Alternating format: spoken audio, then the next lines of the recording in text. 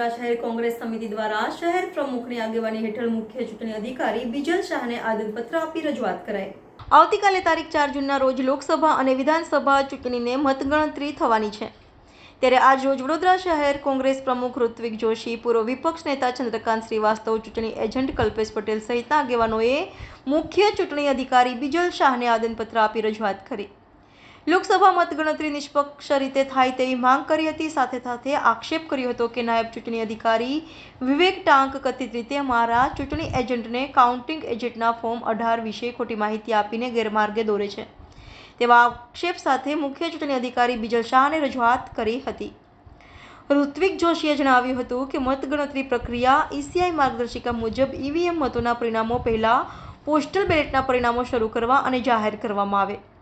અગાઉના રાઉન્ડ પૂર્ણ થયા પછી અને બોર્ડ પર પરિણામ લખ્યા પછી જ મતગણતરીનો દરેક રાઉન્ડ શરૂ થવો જોઈએ। મતગણતરીની પ્રક્રિયા પારદર્શક અને ન્યાયી રીતે હાથ ધરવામાં આવે છે, તેવી માંગણી મુખ્ય ચૂંટણી અધિકારી સમક્ષ કરી હતી। આવતીકાલે જ્યારે લોકસભાની ચૂંટણીની મતગણતરી છે ત્યારે અંદર કાઉન્ટિંગ એજન્ટમાં દરેક પાર્ટીના જે હોય છે એજન્ટ, એમાં વિધાનસભા 15 નામોની વાત છે અને એમાં ફોર્મ 18નું નામોના 15 નામો મૂકવાના હોય છે, પરંતુ અહીંયા ચૂંટણી પંચની જે ચૂંટણી અધિકારીની કલેક્ટરશ્રીની ઓફિસથી અમારા ચૂંટણી એજન્ટને 14 નામો માટે વારંવાર કહેવામાં આવ્યું। તે છતાં જ્યારે અમારે રૂબરૂમાં વાત થઈ, મૌખિકમાં એમને વાત કરી, તે છતાં પણ 14 જ નામની વાત કરતા હતા, પરંતુ ગઈકાલે જ્યારે જોયું કે ભારતીય જનતા પાર્ટી પાસેથી 15 નામ લીધા છે અને અમારા ચૂંટણી એજન્ટને 14 નામ કરીને જે મિસગાઈડ કરવાનો પ્રયત્ન થયો છે, એ વસ્તુ ખોટી છે। આજે ચૂંટણી પંચ એ નિષ્પક્ષ હોવું જોઈએ, તમારે રાજકીય પક્ષાપક્ષીમાં ના પડવાનું હોય, પરંતુ જે અનુભવ અમને થયો એ બાબતે અમે કલેક્ટરશ્રીને રજૂઆત કરી।